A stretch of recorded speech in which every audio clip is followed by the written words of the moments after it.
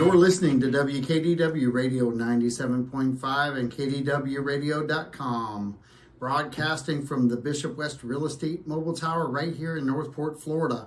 Welcome to Songwriter Souls. We're on a journey of all journeys. I've got another trip scheduled to Nashville, and I just thought I'd talk to some local musicians and people that do great things at our radio station, WKDW Radio 97.5.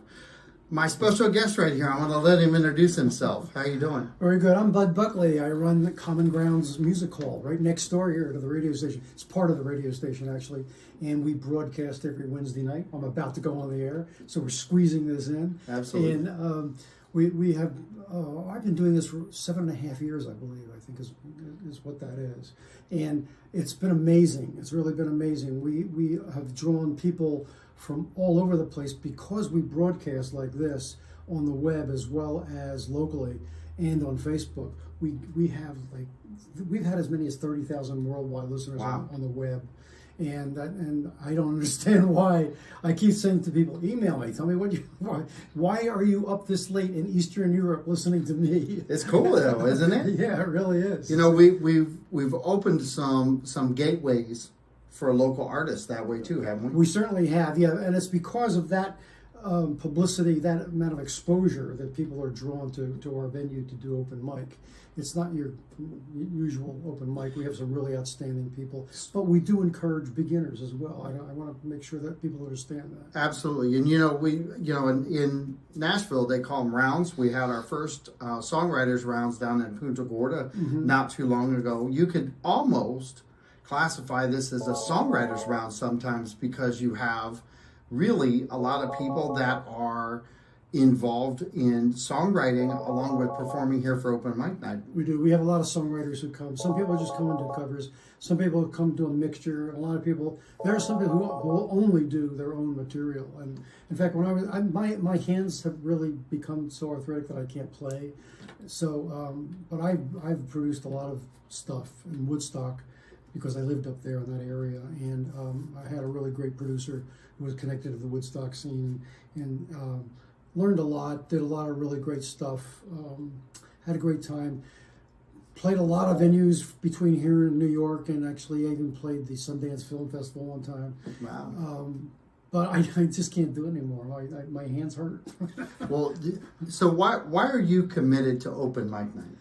It's really funny, you know, I wonder why. Well, here's the thing. We were, at the time, I was in a duo with Jax Resto. We were called Buddha Rest, and she wrote the words, I wrote the music. We had a good time, and RJ came to see us. He said, come and let's do an interview like we're doing right now. And then he said, why don't you two do a radio show? So we did. We made up this radio show. And one day we were sitting here, he said, I'm going to open next door as a music hall. I said, oh, you should have an open mic. He said, yeah, okay. He said, you want to host? I said, sure. That's fantastic. And that's how I fell into it. But it's so great that it's very fulfilling. I mean, to have people come and they're scared, you know, and then they get on the stage and they do really great. And you just make them feel good. And the crowds have been so nice. And, you know, it's just really, it's like family. It's really good. The same people keep coming back, and it's become like family. So talk about real quick because I know you got to go, and I want to make sure we highlight these things. In order to play open mic night, what has to happen? In order to play, you have to be there by 6:30. You need to sign up. There is a free raffle, by the way. We've been giving away 10 scratch-offs. Two piles of 10 scratch-offs to the winners of the raffles, a free raffle. Yeah, there's a snack bar. You can get coffee, tea, soda, water, and various little edibles. Everything is $1. We keep it that way. Yeah. Even when the prices went up, so we're not making any money like that at all. It used to be we could make 60 cents on a bag of chips, and now we're lucky if we don't go broke on them. Yeah, 100%. Everybody's kind of scrapping at that right now. That's crazy. But if you were a citizen and you just wanted to come in here and listen to some good music and throw out some applause, they do that all the time. And it used to be bigger than it is right now. We were just talking about that on the way in. For some reason, this is a very slow period, and we are going to take off the month of August. I'm going to New York to see my family, and we usually take off for August. Nice. And give everybody a break. September, RJ and I are talking about a grand reopening in Common Grounds. We haven't talked about the details of that yet, but we're hoping to have a big bash here. I know that down the end of the row here, there is a Puerto Rican food truck who's trying to open a restaurant. I went down and spoke with her and said, maybe we can help each other out. You know, people come to open mic, they can stop here and come up, and you know, we can just kind of promote each other.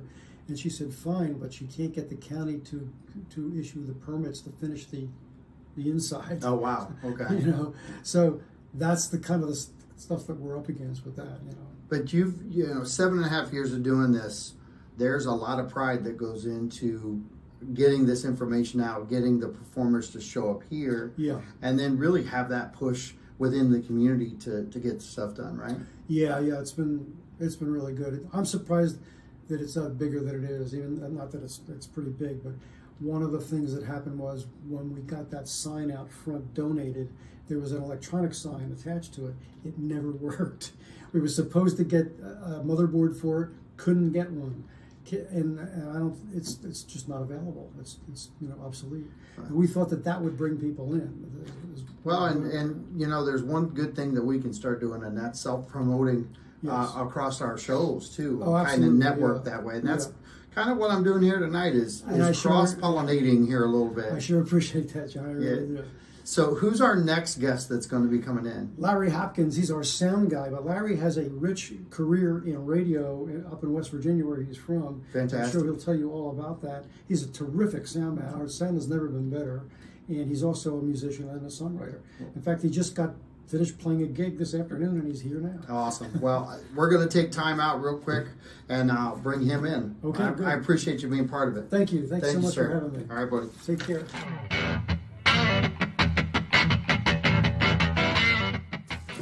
So we're on to our next guest.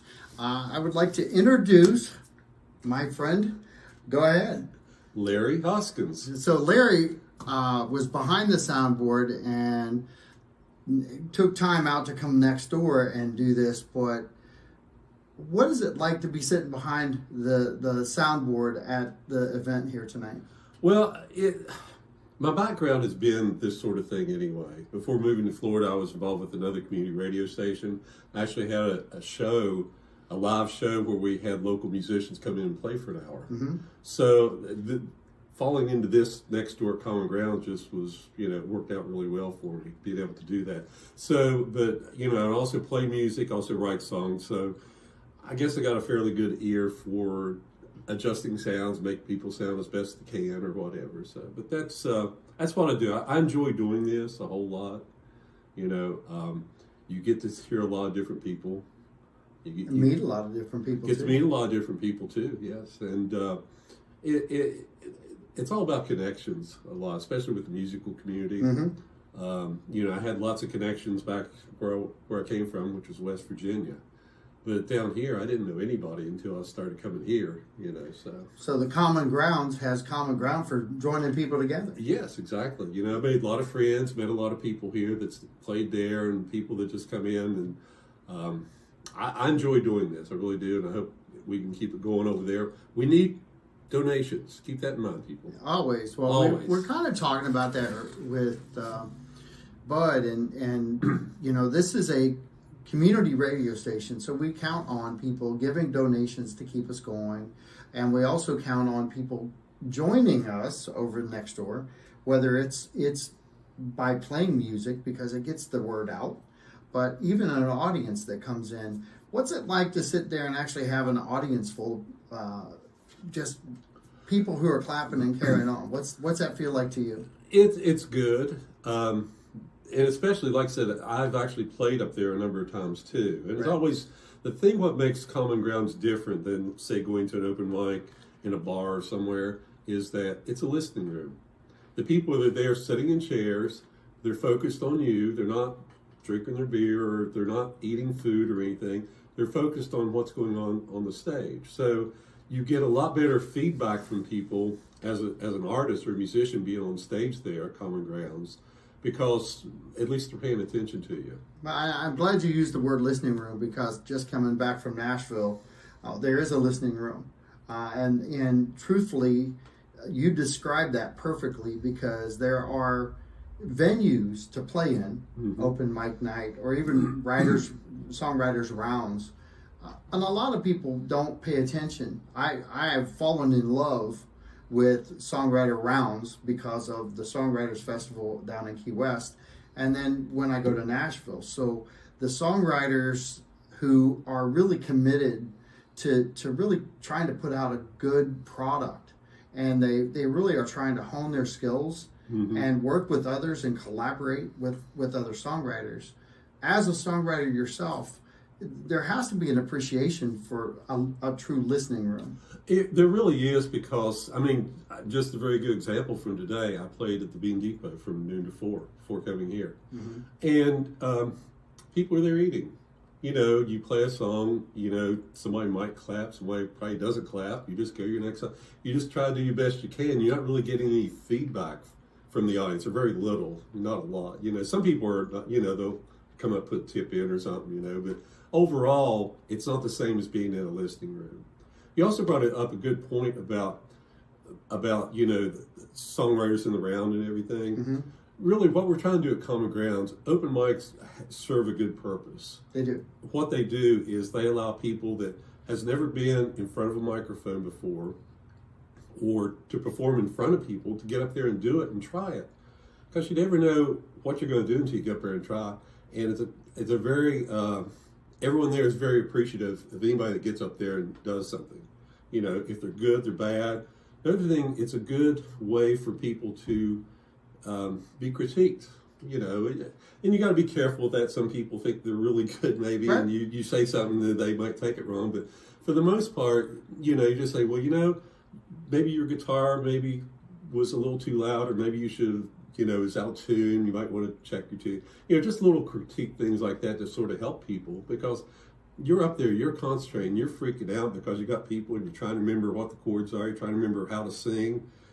You're not thinking about if your guitar's in tune a lot of times, especially when you've never done it before. So. Well, and seriously, when you're describing all of these things, what I keep thinking is a new songwriter, a new performer, the first time of really like knocking the dust off of their performances.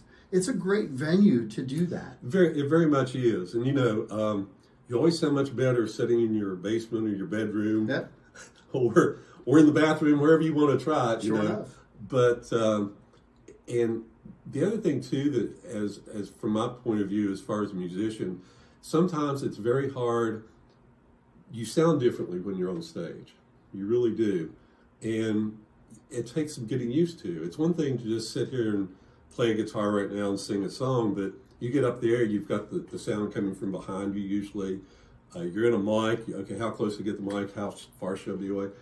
There's a lot of learning curve, and it's a good place to learn how to perform on a stage, or to even interact with an audience, which is another thing of... Well, but you're bringing up great points, because the performers and songwriters that come here, there's a combination. There's performers, and then there's performer-songwriters that come here. So you guys all kind of sit around for the whole evening and support each other, don't you? Oh, yeah. It's a very supportive crowd, or, you know, group of people, you know, to be supportive of people that want to come in here and do it. And that's the other thing we do have at Common Grounds, is you have some people that are really, really good, and some people are not so good. But you just don't know who's going to show up from week to week, you know. Well, and being part of a songwriters network like you are, because you can talk differently to somebody who is just a performer of songs. Right. You can talk with other people who are songwriters.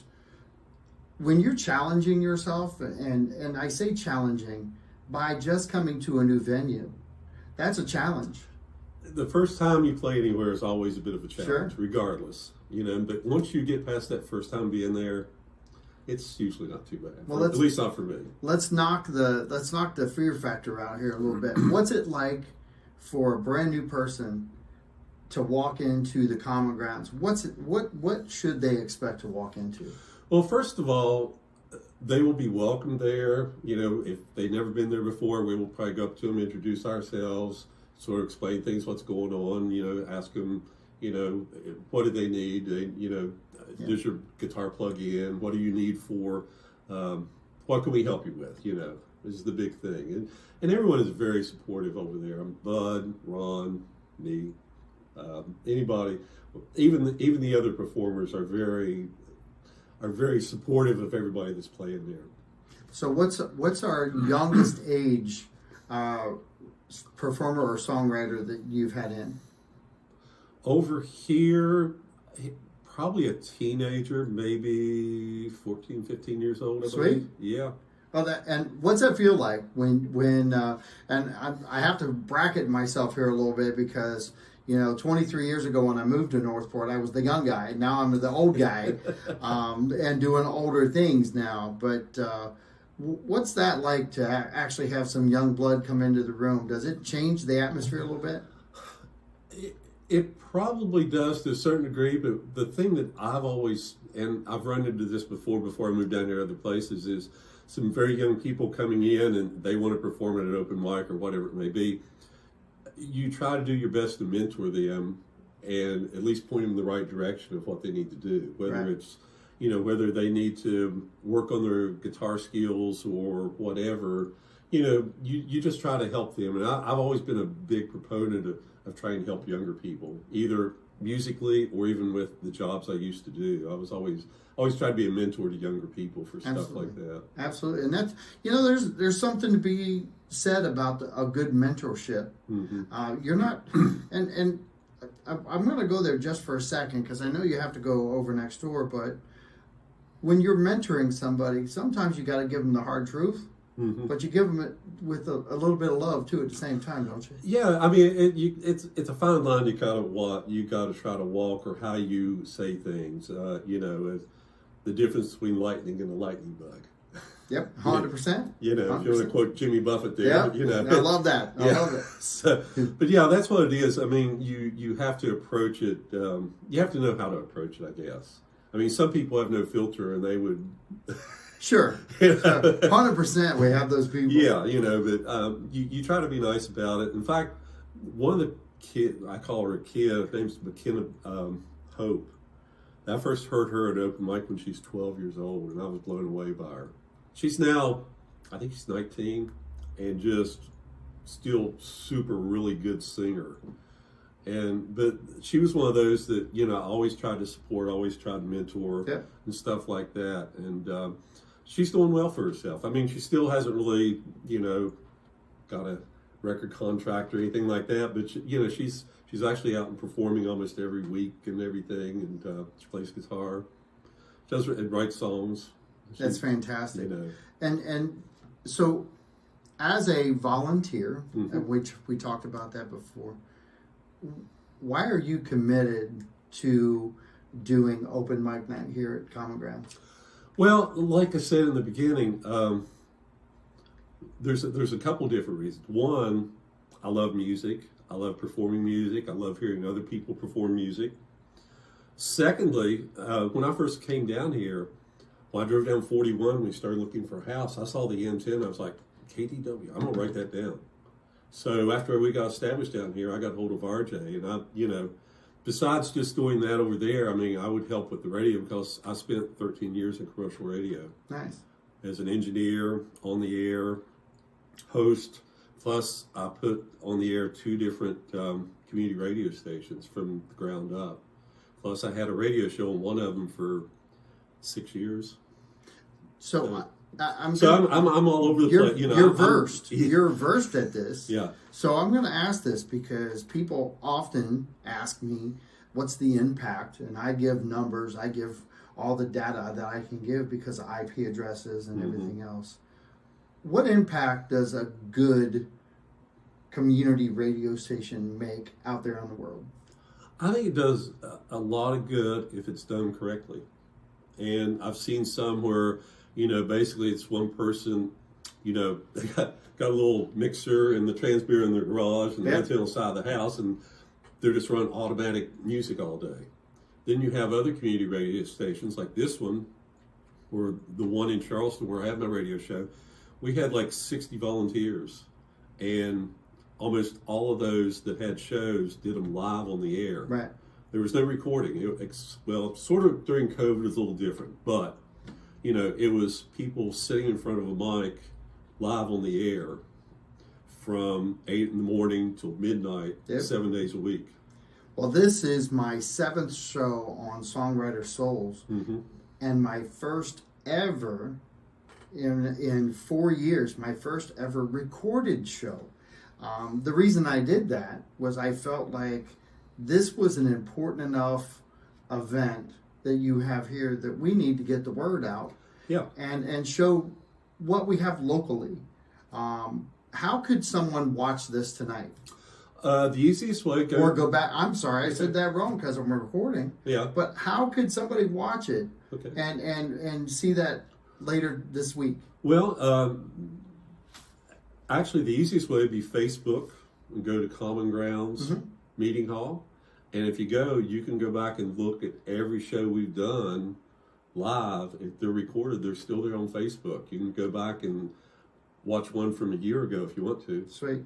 Also, they're on it's KDW Radio on YouTube. Yep. They are on there as well. If you don't like Facebook, go to YouTube and look for them. Fantastic. And a lot of people do like that choice because a lot of people don't use the social media aspect of it. Right. So YouTube is a great way.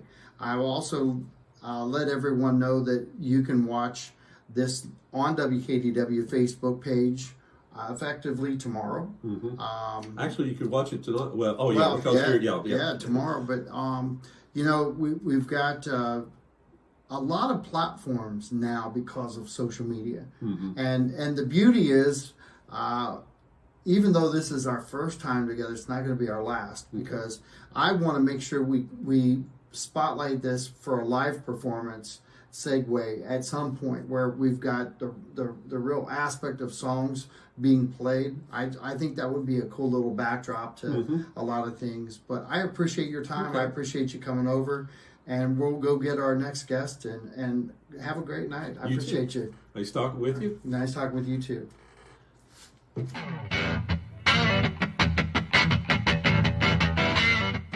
So my next guest, I'll have him introduce himself.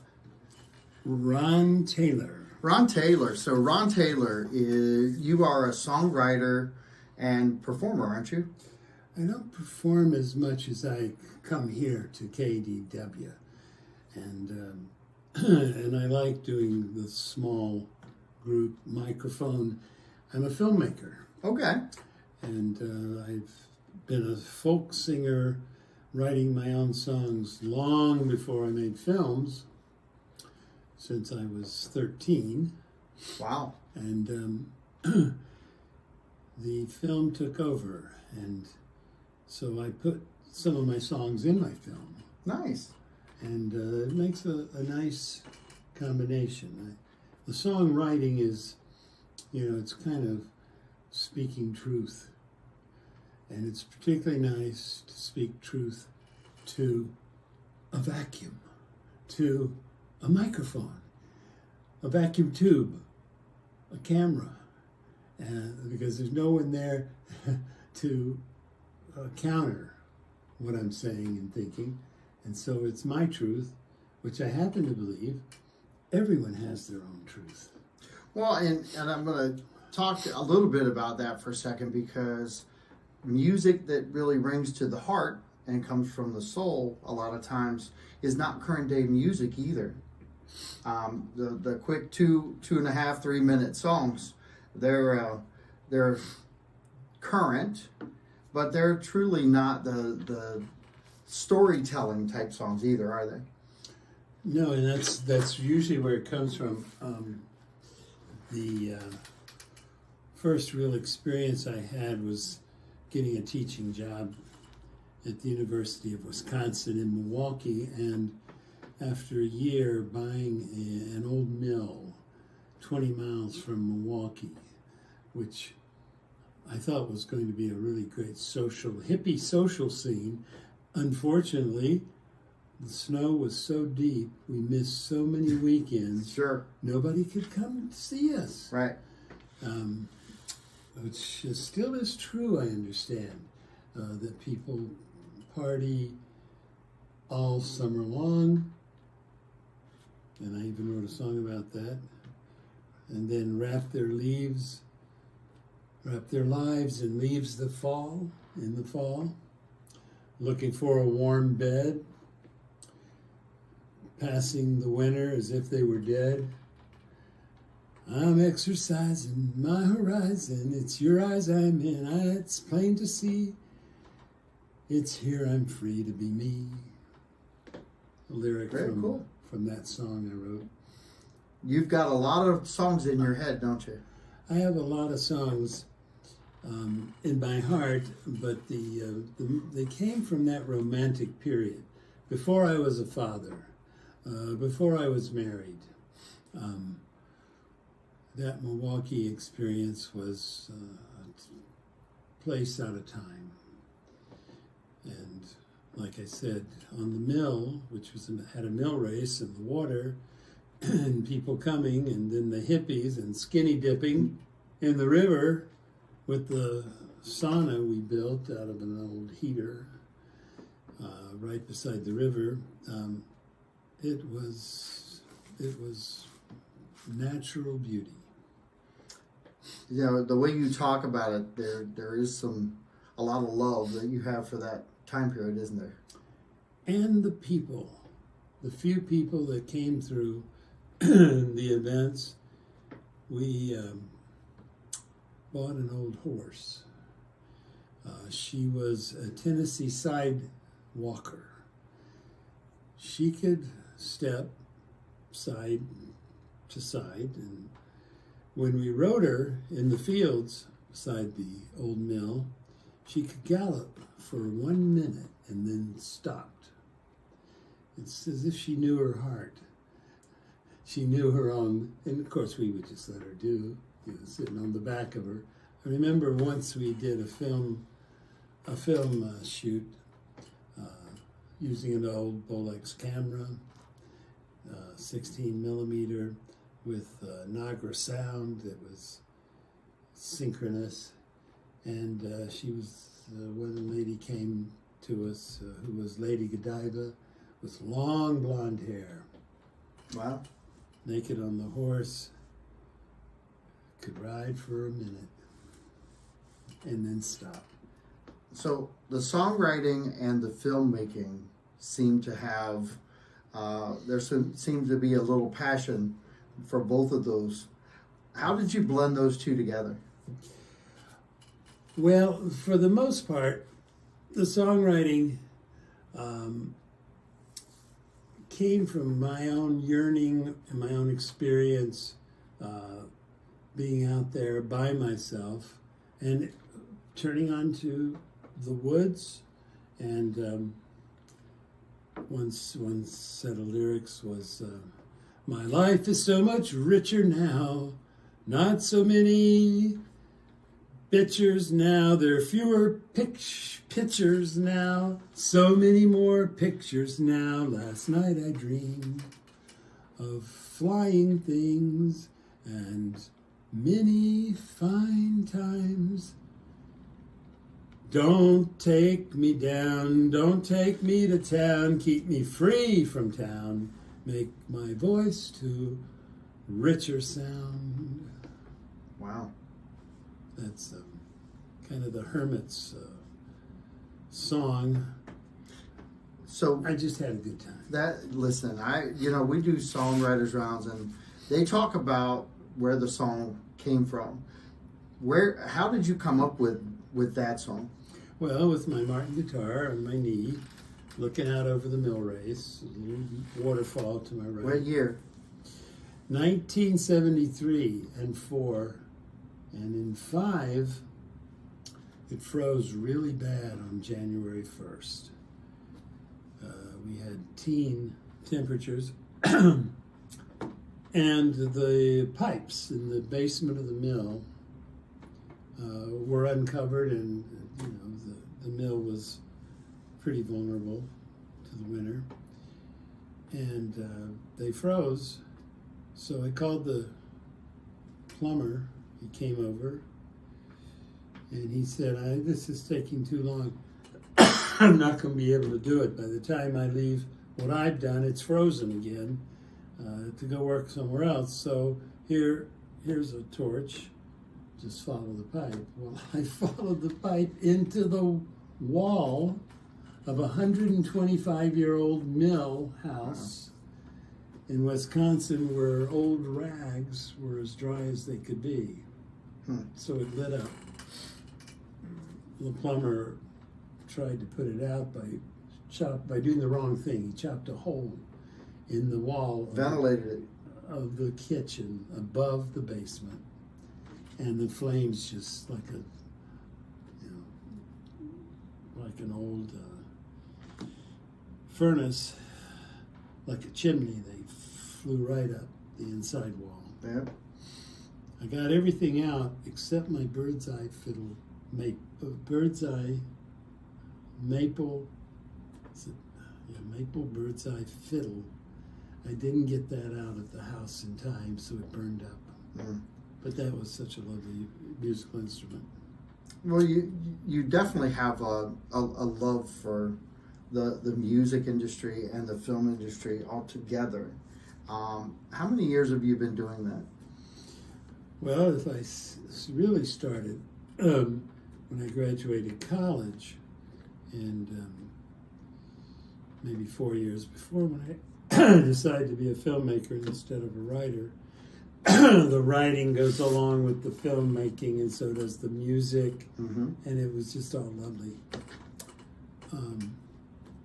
I'd have to say that was 1970 when I lived in the mill. From 70 to 2000, and then what's 2022? You're 53. You're 53 years of expression. Yes. Looking for that moment of connection with the muse, the feeling, someone else. May she only love me, if only for a weekend. But it was me. I'm going to use that line, by the way. Yeah, please do. You know that there's something really, there's a cool vibe there that you've really kind of put out here today. I mean, you sat down here with me, very comfortable, very laid back, but you've got this feeling about yourself that there's a little bit of confidence there too, isn't there? Everything but the money. Yeah. That seems, listen, that seems to go along with everything we're talking about, doesn't it? Yeah.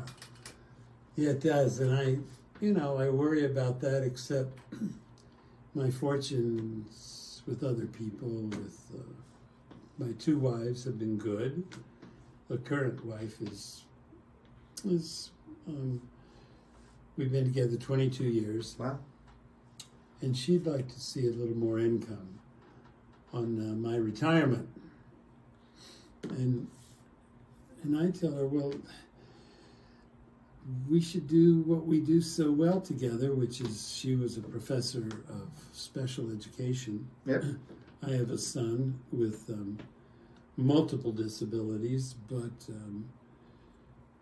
primarily conditions, like all of us have conditions. In fact, this is nice if anyone's listening out there. Come to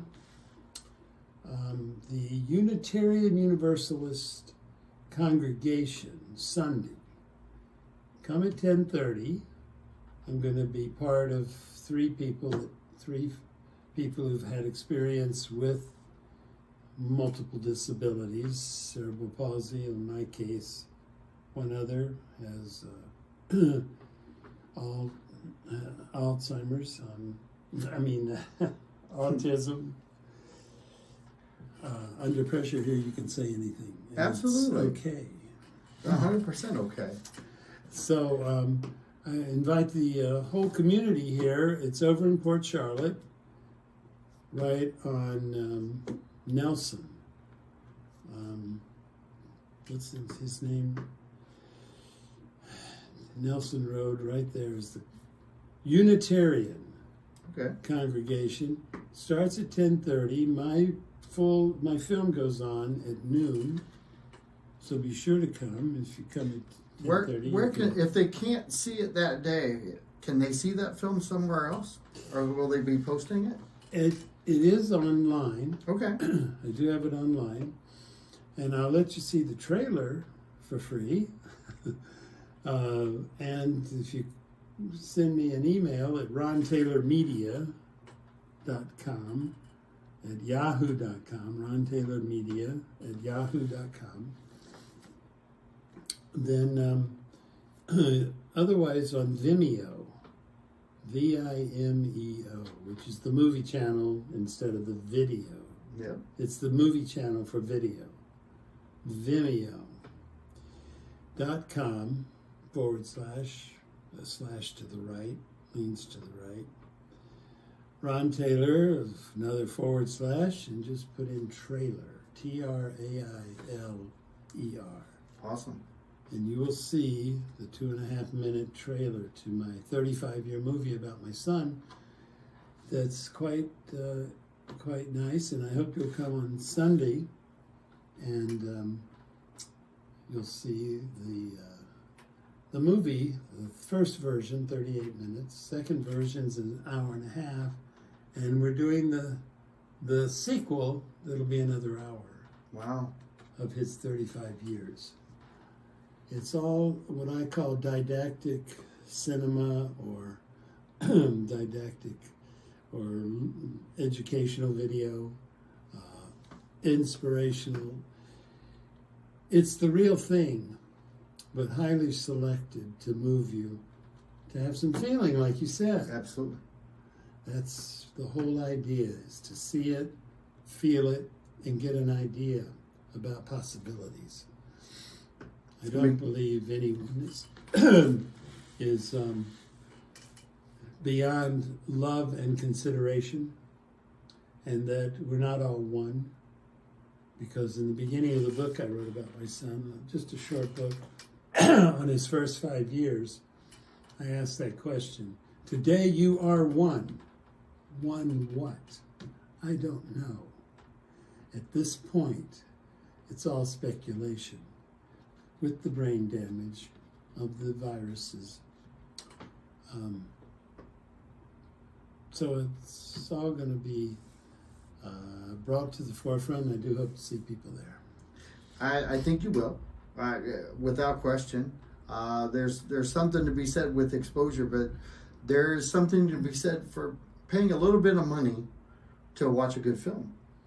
And that's really what you're asking. Just watch the trailer, promote the trailer, and then if you can't make the event, go in and purchase the film and watch the first episode of it. How much does that run? Well, the film, there's an hour and a half version. Yeah. And currently it is not showing anywhere.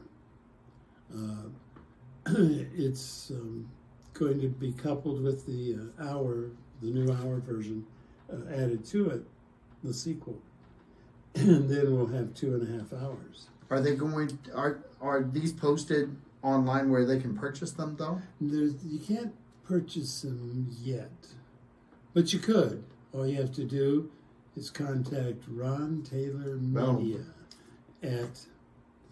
and you might want to purchase it, and especially show it to your child's homeroom class, your child's special class. The idea is that everyone has conditions. We are not the same. We're as diverse as every snowflake. And that's what I've shown is my son's journey, 35 years to adulthood from the start. It's just a wonderful thing to have experienced, and it was easy to do because I had the camera. I'm there with him, living with him. 35 years goes by, and we say, there's enough material here to make a movie. Well, that's sort of how these things happen, don't they? It is. It's a glorified home movie with a little bit of sensitivity, and editing, picking and choosing. And a large educational base. Absolutely. So I really appreciate you coming in and spending time. One last question. Why do you come to the Common Grounds? It's a place to bare one's soul. It's a place to open up and just be fun, loving, creative, and what's going on inside my head, heart, gets translated through the hand and the guitar and in the voice, the singing. It's here I'm free to be me. I'm exercising my horizon. I can see it's your eyes I'm in. That's not surprising. It's here I'm free to be me. Come and we'll share. Awesome. I appreciate your time. Thank you so much. Thank you. It's been a hell of a pleasure to meet you. And next time I come, we'll talk about you. Oh, I'm just nobody compared to you. Oh, my friend. Yeah. Everyone is special. Everyone is special, not just the special needs and not just the ones who've... every one of us is born wounded. We start this life off clinging to a breast and being filled with the wonder of all the strange things going on all around us and inside us. Let's share. Thank you so much for your time. Appreciate you. Thank you. All right.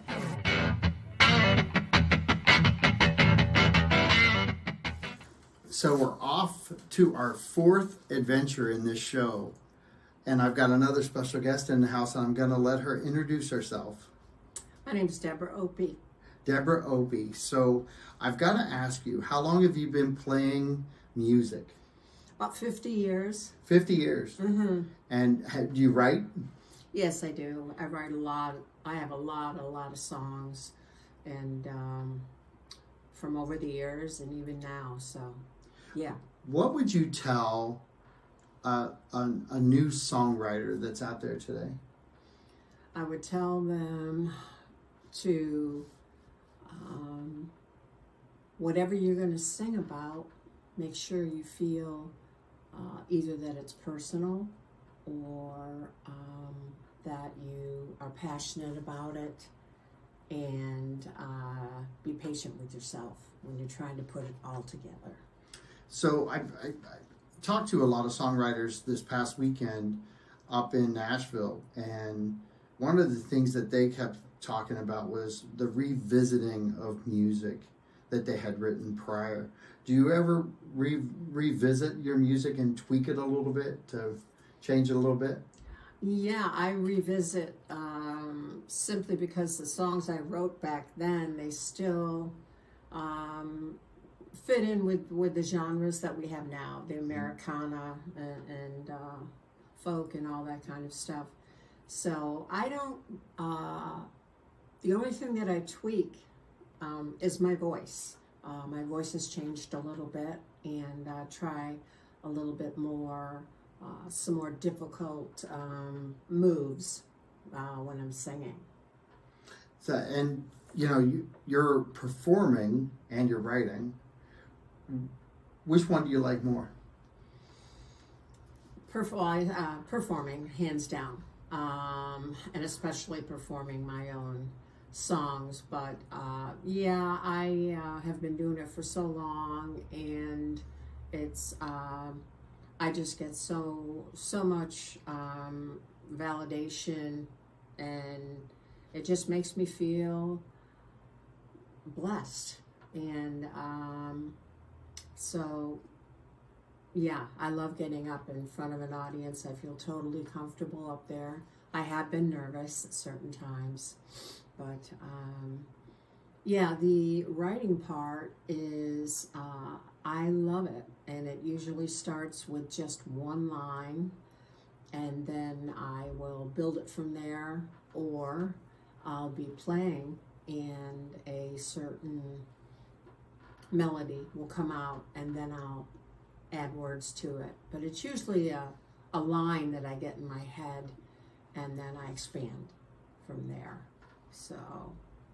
And does music presents you a challenge? Always. I've been playing. I play piano. I play guitar.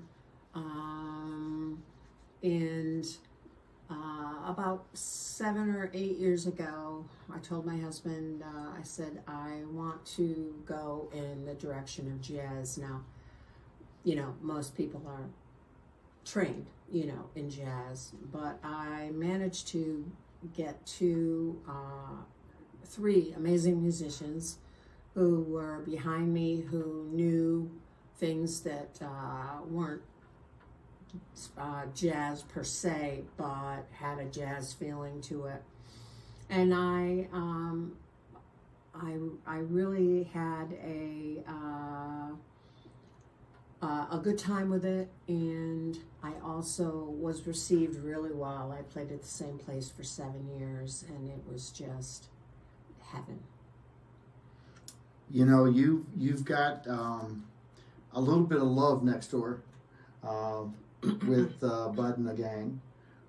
What's it feel like to be a female walking into the room? Yeah, it feels empowering, certainly. The Sarasota scene, it's very male-dominated. Mm-hmm. But first of all, coming into this place is like coming home. I've been coming here so long, but I feel glad. I feel like I have something to say. Some of my songs are say for women, but when I walk in, I always feel welcomed, and I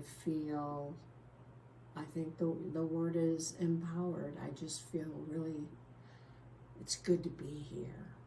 Yeah. So you have a home. I do. And that word empowered, people take that for granted, I think, a lot of times. Reflect a little bit on the word empowered to you, because you actually started swaying a little different when you mentioned empowered. I think there's a large amount of confidence that comes with the empowerment of being able to come into the room and feel like you're part of the group and part of the scene. Sure. Talk to the women out there who are performers, who should be encouraged to take part in the open mic night here at Common Grounds. That's a great question. I think that the education system is, they're back on track with music in school, and so you're getting a lot younger players. In the jazz scene, I see a lot of younger jazz people, but I will still say that even the jazz scene is male dominated.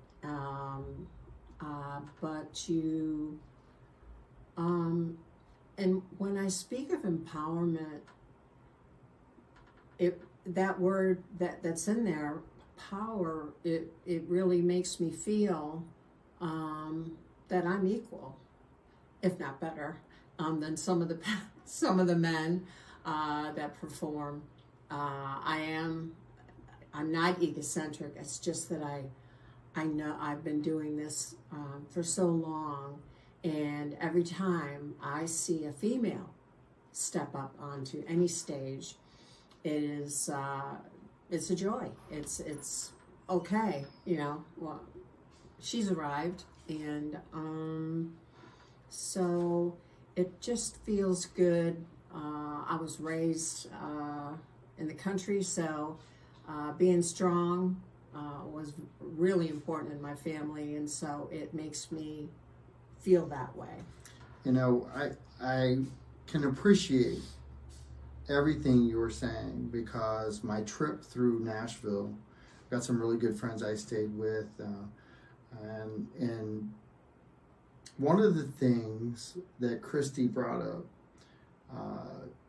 was that we need more women to step up to the plate, and having you as the last guest here reminded me of her making that statement. And there was fire in her eyes and her heart when that statement came out, because I had just done an interview with another songwriter, and of course my first female songwriter. Now you're female number 2, and you know there's some beauty in having diversity in music. Certainly. And have you battled your way through situations in the male dominated industry that I'm already smiling. you are? Talk about those for a couple minutes. I have had to not push my way to get onto stages, but I have had to be aggressive, which can be interpreted, you know, oh, she's a witch, you know, or whatever. But the struggle is real. All of the women that I know that I respect, you know, the musicians, I respect them both as musicians, and the fact that they have the chutzpah to get up on that stage and just put it out there, because you know the writing process is a real kick, and I love that part of it, and the performance part is you need to bring everything. You need to remember your song. You need to just do you, and that's the diversification that I love so much when I see the females on stage. And so yeah, You know you talk about the empowerment in a really positive manner. The confidence that you have can be interpreted wrong, and has been, I'm sure. Along with that, do you feel like when you open the door, it actually stayed open? could you When you open doors with your aggressiveness to go onto the stage, did that door, once you got there, did that door stay open, or did you have to bust through again? oh, when I worked really hard and at hustling and going out and meeting the owners of the places that I wanted to play at. And once I showed them what I could do, I usually got repeat work from it. Certainly there were places where, you know, you're going to go into a room and just say to yourself, oh my gosh, this room, you know, these people, whatever. It could be age, it could be, you know, All kinds of barriers. yes. And, but yes, I would, and you know, I have had a little luck, you know, finding places that fit me, but I just really have to say that I've worked hard, and I'm not afraid to step on somebody's toes that I feel, and I'm talking about maybe a male that, you know, maybe they're inappropriate on stage, or they're trying to tell me what to do. So I've learned over the many years to be appropriate, but just be firm, and just put it out there. So once you get in the door and once you get on stage, once you've empowered yourself to do those things, does it feel different walking off the stage? Yeah, walking off the stage is, I know immediately if I hit it, or if it was just pretty good, and then I know when I really knocked it. And that's a great feeling. It's like, you know, when I was in track and I would do high jump, and, you know, you made it over a certain height. So, little metaphor there. But, Yep, that's okay. But, yeah, stepping off the stage and then having people come up to you and giving you that validation and real sincerity that, you know, I loved it. Awesome. And, yeah, So, with that being said, why is the Common Grounds open mic night and being around other performers so important to you? I think the most important thing about Common Grounds is that you have writers coming here. You know, this is Florida. Yeah. People come down, they want to have fun. They want to go to a tiki bar, and that's what when I go out, you know, I want to have fun. And the kindness from the crowd, and but it's that writing part of it, and you know, people will I'll be sitting there and someone will, you know, say I just wrote this song, and you know, and I think to myself, that should be on the radio. I mean, it's that good. So, you know, and Mindy and Bud have just, you know, they have good hearts. So people feel that. And so, but that's my favorite part, the writing and of course the musicianship. We've had guitar players in here and fiddle players, I mean, that can really play. So, but it's the songwriting and the atmosphere. Awesome. Well, I really appreciate you taking time out of your evening to come in and talk with me and be part of the show. It's an honor.